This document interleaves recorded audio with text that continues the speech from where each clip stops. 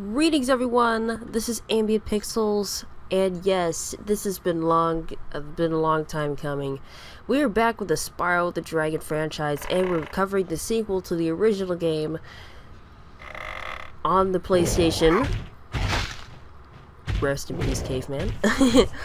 It is Spyro 2, Ripto's Rage, for the PlayStation 1, released in 1999. In Europe, it is called Spyro 2 Gateway to Glimmer, but we're gonna start off nice and clean.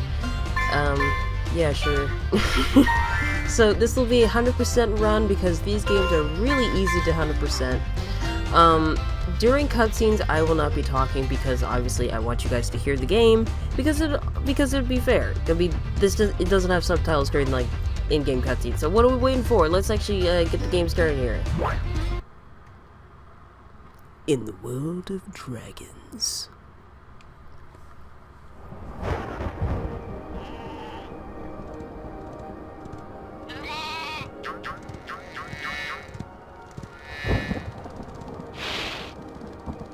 Is this rain ever gonna stop?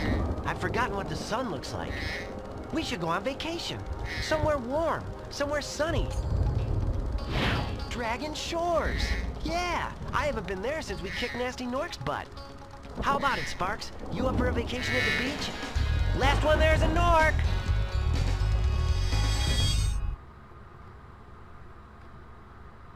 Okay, remember when I said that I wouldn't be talking through cutscenes? That's technically a lie. I mean, I still kind of want to just commentate, but if it's... This is just introducing the fact that Spyro will be going to a different world because apparently these guys need a dragon for something. Calm down, Hunter, and stop fidgeting. Enter two new characters that will be recurring throughout the rest of the franchise, at least for the classic series. The Professor and Hunter here, who's an absolute jerk sometimes, but... and then here's Laura, a fawn, who apparently only appears in this game and the sequel after this, only once though. But anyway. Whoa, rough landing. Hi, which way's the beach? Hey, stop staring. Hey, I have to get for a 1999 game. This game has fluid animation, You got a problem with that and pussycat? I have to admit that's really nice. Oh, and here's our main villain. It's Ripto, and apparently he has some sort of racism against dragons. We don't know why, but we just assume that the world he comes from has a bunch of dragons. I guess. Because he's not a dragon. I know it's like, it's weird, but I think he's a dinosaur? I mean, in the later games, he has minions called Riptoks, and some of them look like, you know, dinosaurs. And here are his really stupid lackeys, Crush and Gulp, who are absolute idiots. Especially, Gulp. Actually, no, both of them, but still. And just, there they go. What was that? Who is that jerk? That was Ripto, and we have to get rid of him. He's causing all sorts of trouble around here, but I haven't got time to explain.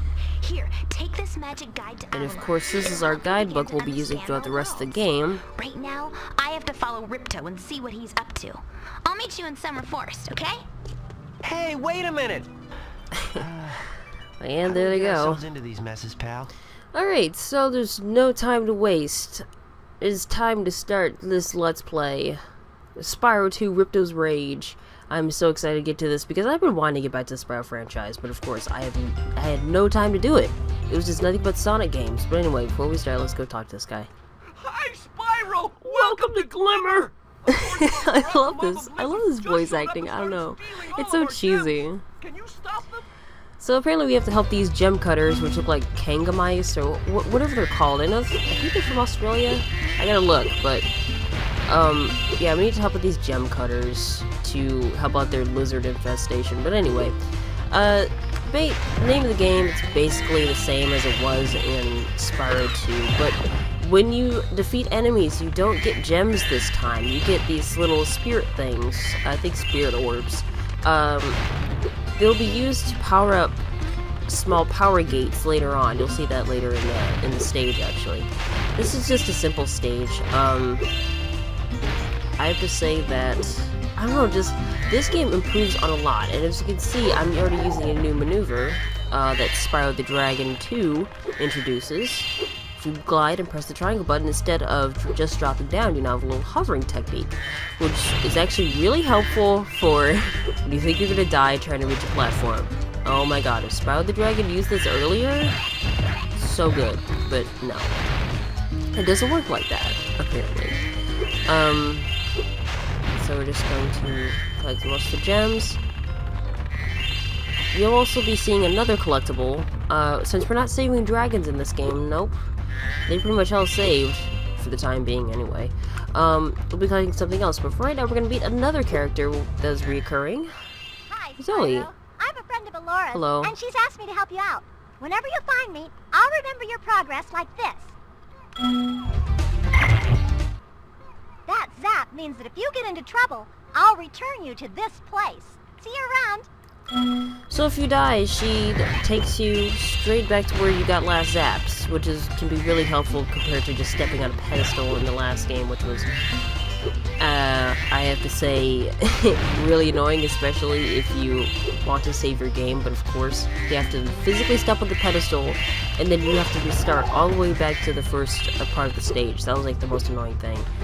Now, it's been a while since I played this game. It's been about a few months, honestly. Because I don't play this game often as, say, like, Year of the Dragon, but still a good game, though. Anyway, what are we waiting for? We gotta talk to this jerk, who's also a reoccurring character, and he's, like, the worst character. It's Moneybags. He's a total swindler. Everyone is talking about. Well, dragon or not, I'm afraid there is a small fee to open the bridge. It will cost you 100 of your gems to cross. So yes, you usually pay a bargain for your gems, and you would have to pay him. Thank you, Mr. Dragon. Spyro, was it? You can now use the bridge whenever you want, free of charge. I hope we meet again, when you have even more gems. You're so caring, sir. Yeah, this character is gonna get really annoying, especially by the third game. He's actually getting a lot more sarcastic. To get a good look around, hold down the triangle button. Try using triangle to look around this cave. Okay, real nice. Anyway, for this segment, I'm only gonna go through at least, I'd say, I have to check the timer though, because I'm thinking I'm just gonna go through Glimmer and a little bit of Summer Forest in this part. But anyway, what was I saying again? Oh yeah, right. I'm not playing on my PS2 anymore. That died. Rest in peace, you really old PS2. I'm actually playing this on an emulator. As you could possibly tell from the analog thing. I might edit that out later, but my thing isn't working.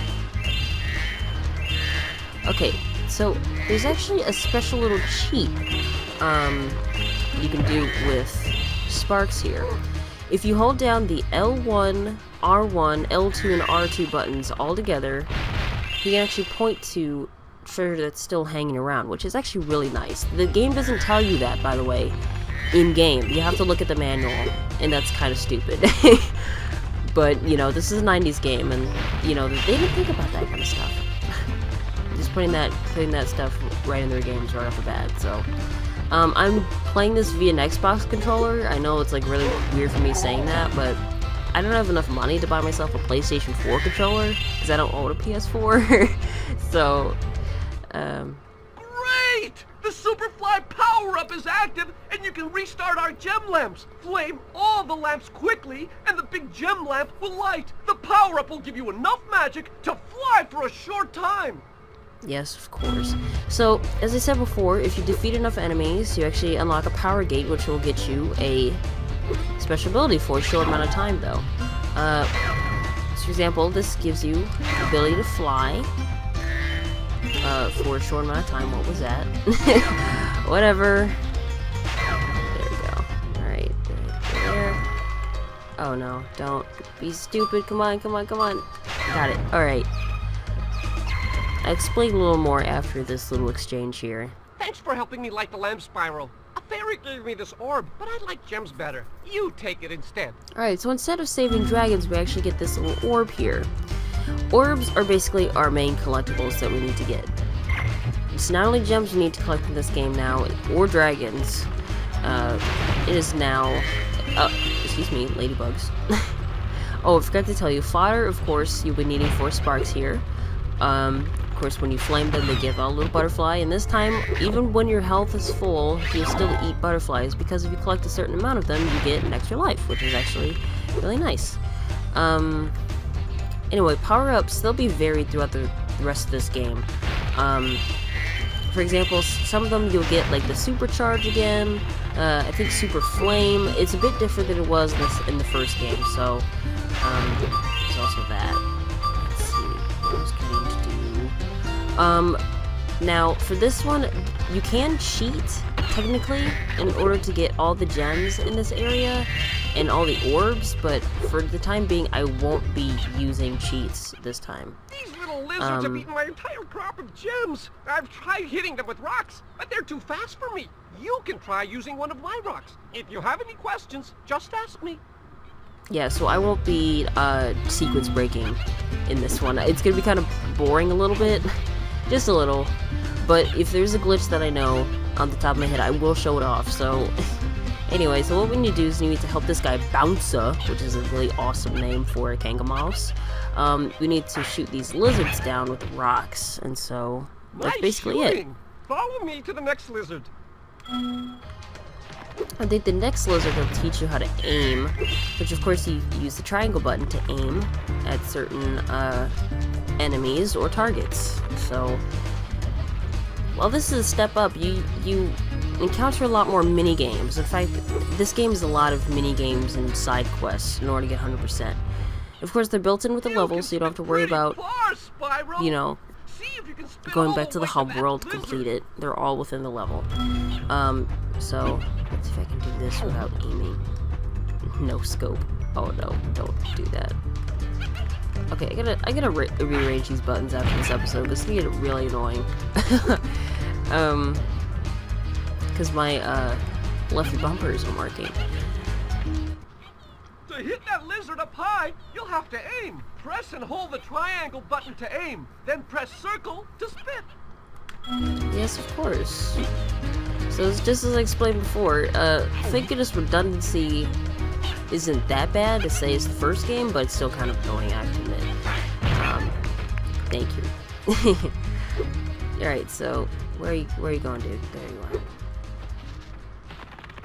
are. Alright, so we just need to follow this guy. Also, sorry if you see the HUD come up every so often. Again, I forgot to configure this a little earlier, but hopefully it won't kill me. So, and again, I'll fix it when we get past this part.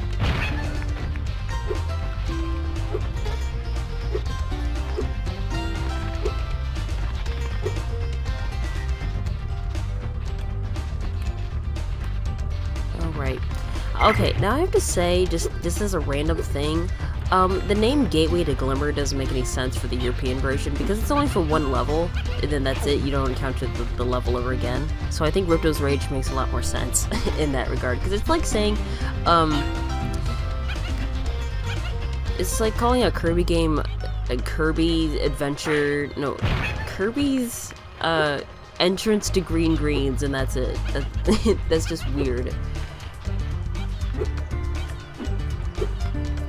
Anyway, we're gonna take care of this last one. This one will be kind of tricky because he's up a little higher, and okay, you're a jerk. You're a jerk. Come on. Got him. All right. Yay! You saved my crop of gems from the lizards. Here, take this orb. Some girl with wings dropped it here yesterday. Huh. Okay. All right. So with that, we get the second orb. Of course, we won't be getting the last one until much later because this game includes a lot of backtracking, so just might need to get used to that, but don't worry. I'll be cutting to the part we need so you don't have to sit through the level again, because I'm graceful to you guys like that. Alright, of course, zap me. Of course, you can also move the camera whoops. You can also move the camera with the left and right bumpers, which is really nice. So then you don't always have to rely on the game doing the camera for you, because Sonic games are quite notorious for that. Especially Sonic Adventure, I'd say the camera wasn't that good in that game. Now there is a little technique you can do, which is fly over here and get to that ledge. That's how you get the last orb and last bit of treasure. But again, I'm not coming back until much later. So anyway, I think that's about it. So we're gonna talk to this guy who will give us a special Spyro, thanks for helping thing. us fight off the lizards. Please take this talisman of glimmer as a sign of our gratitude. Alright, so now we get a talisman. This will be really important in the story, because we need this in order to progress in the game, so... This magic portal next to me will take you to Summer Forest, one of the homeworlds of Avalar. Alright, so we'll be entering into Summer Forest, and we'll be greeted with one more cutscene. I don't know why I'm standing here. Okay, let's go.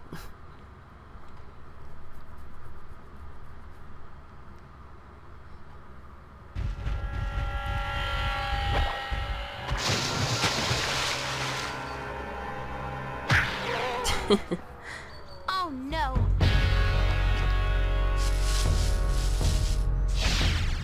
Oh, hello. We didn't get a chance to introduce ourselves before. My name is Alora. Hi, I'm Spyro. What are you, some kind of goat? I'm a fawn, you dork. Oh, sorry. Did you meet the gym cutters in Glimmer? Yeah, they gave me a souvenir too. They called it a talisman. They gave you a talisman? What, is it special? I just stuck it in the guidebook you gave me. There are 14 talismans in Avalar, and they are all magical. If you can collect enough of them, they can be used to defeat Ripto. Oh, here comes Hunter. Hunter, where have you been? And how long was he in there? We didn't see him at all throughout the level. Spyro's going to help us collect the talismans. I am? Yes. Spyro, look. There's no way you can get to Dragon Shores right now. Ripto and his monsters have taken over the castle here in the Summer Forest. You're going to have to go to Avalar's worlds and convince the inhabitants to give you their talisman. You can keep them in your guidebook. Which is basically complete the level, Hey, so... I could do that. Why doesn't the dragon just torch Ripto? Hunter, you can't even keep track of your running shoes. How can we trust you with 14 talisman? If you come across any orbs, they're important too, but I'll tell you about them later. Of course, Hunter. Okay, no problem. I'll collect a few talismans, give Ripto the old hot foot, and be in Dragon Shores by lunchtime. Alright, so now we're in Summer Forest, and I think that's where we're going to end it here. I thought I could do a little bit of Summer Forest, but maybe the next one, which is right after this one, because I'm feeling in a Spyro mood today. Anyway, yes, Spyro. Yes, I know. So, thank you guys for watching, and in the next episode, we'll be starting off in Summer Forest, so I'll be seeing you guys next episode.